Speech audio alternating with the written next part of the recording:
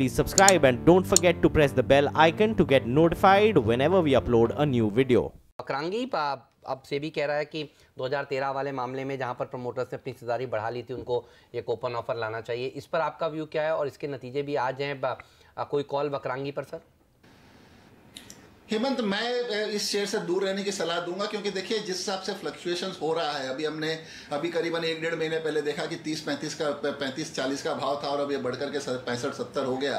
तो एक वोलेटिलिटी दिखाई देती है। एक तरह से ये एक पंट स्टॉक हो गया, जहाँ पे जो रिटेल निवेशक है वो थोड़ा पंटिंग करने में इसमें काफ़ी बिलीव करते हैं। जो स्टॉक कंटिन्यूसली या तो अपर सर्किट या लोअर सर्किट हिट करे, मेरे हिसाब से उसमें कोई फायदा नहीं है। और जो सेबी का जो ऑब्जर्वेशन है कि उन्हें ओपन ऑफर लाना चाहिए, उस रुझान उस ऑर्डर के ऊपर मैं कोई बहुत ज़्यादा इस पे पॉजिटिव रुझान नहीं लूँगा। क्या आपको ऐसा लगता है तुलसीराम जी कि कंपनी स्थिति में नहीं है, माली हालत ऐसी नहीं है कि वो ओपन ऑफर ला सके वाकई में? देखिए, इस पे कहना मुश्किल होगा अब इस वक्त, लेकिन ये बात निश्चित है कि अगर जिस हिसाब से कंपनी का आज जो Q1 नंबर्स है उसके साथ में वो डिविडेंड भी डिक्लेयर करेंगे FY18 का। अगर उस पर भी कहीं ना कहीं डिले हुई है, जब आपने FY18 के अपने नंबर्स डिक्लेयर कर दिए जहाँ पे कोई बहुत ज़्यादा गिरावट नहीं आई थी, तो उसमें डिक्लेरेशन जो ऑफ डिविडेंड क्यों नहीं हुआ पिछली मीटिंग में, वो अपने आप में प्रश्न चिन्ह बैठता है। तो ये सारी अनिश्चितताएं हैं और ये कहना मुश्किल होगा कि जो फाइनेंशियल्स कंपनी ने प्रेजेंट किए हैं उस पर आप कितना रिलाई कर सकते हैं। क्योंकि अगर कंपनी के आप नेटवर्थ ब्रॉडली देखें तो कंपनी के पास 1200 करोड़ का कैश पड़ा हुआ है, 1200 करोड़ का रिसीवेबल्स। अगर कोई भी एक रिसीवेबल्स को आप राइट ऑफ करते हैं तो सीधा का सीधा आपके जो है लॉसेस में कन्वर्ट होता है। तो ऐसे में ऐसे फ्रिजाइल अगर फाइनेंशियल्स हो तो मैं उसमें कम से कम रिलाई नहीं करूंगा, क्योंकि कंपनी की जितनी भी नेटवर्थ है 2500-2600 करोड़ की, उसमें कोई भी टेंजिबल एसेट्स नहीं है। तो वो अपने आप में एक चिंता का विषय। कंपनी अगर इतनी कैश रिच है तो उन्होंने जो जिस हिसाब से शेयर बाईबैक को भी हाशिए पे रखा था और डिविडेंड भी आज देखना पड़ेगा कि FY18 के लिए क्या डिक्लेयर करते हैं। तो डेवलपमेंट्स पे नजर रखिए, कोई कंपल्शन नहीं कि आप इस शेयर को बाई करें।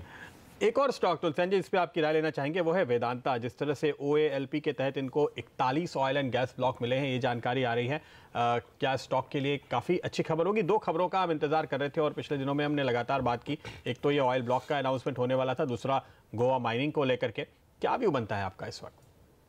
देखिए, मैं गोवा माइनिंग पे काफ़ी पॉजिटिव हूँ। अगर वो चीज़ आती है तो हम सभी जानते हैं कि जो सेसा गोवा, जो इस कंपनी का विलय वेदांता में हुआ, वेदांता इवेंचुअली सभी मर्ज कंपनियों का अब एक तरह से कंबाइंड ये है, इसमें केन इंडिया भी मर्ज हुई थी, सेसा गोवा। तो ये आयरन ओर की जो गोवा माइनिंग के अगर फिर से शुरू होते तो कंपनी के लिए काफ़ी ज़्यादा पॉजिटिव होगा। ऑयल गैस ब्लॉक का अलॉटमेंट जो है वो सेंटिमेंटली पॉजिटिव होगा, बस उसका लॉन्ग टर्म इफेक्ट आने में समय लगता है। लेकिन अगर मैं एक वैल्यूएशन कॉल लूँ तो जो ट्यूटिकोरिन का इनको जो डैमेज हुआ उसका मेरे हिसाब से सारा नेगेटिव्स ऑलरेडी फैक्टर इन हो चुका है। और अगर आप कंपनी का रोबस्ट बिजनेस देखें तो एक तो हिंदुस्तान जिंक में 65% जो इनकी होल्डिंग है उसका तो इन्हें फायदा मिलता ही है। लेकिन जो हमने Q1 के नतीजे देखे उसमें एल्यूमिनियम ने काफ़ी अच्छा कॉन्ट्रीब्यूट किया। तो गोइंग फॉरवर्ड एल्यूमिनियम का भी इनका जो स्टैंड अलोन बिजनेस है वो काफ़ी अच्छा परफॉर्म करेगा। जिंक का काफ़ी अच्छा है, ऑयल एंड गैस तो अच्छा परफॉर्म कर ही रहा है क्योंकि बेटर क्रूड की वजह से। तो ओवरऑल अगर आप वैल्यूएशन कॉल लें तो उस हिसाब से भी वेदांता में निवेश करने का एक उचित समय बनता है।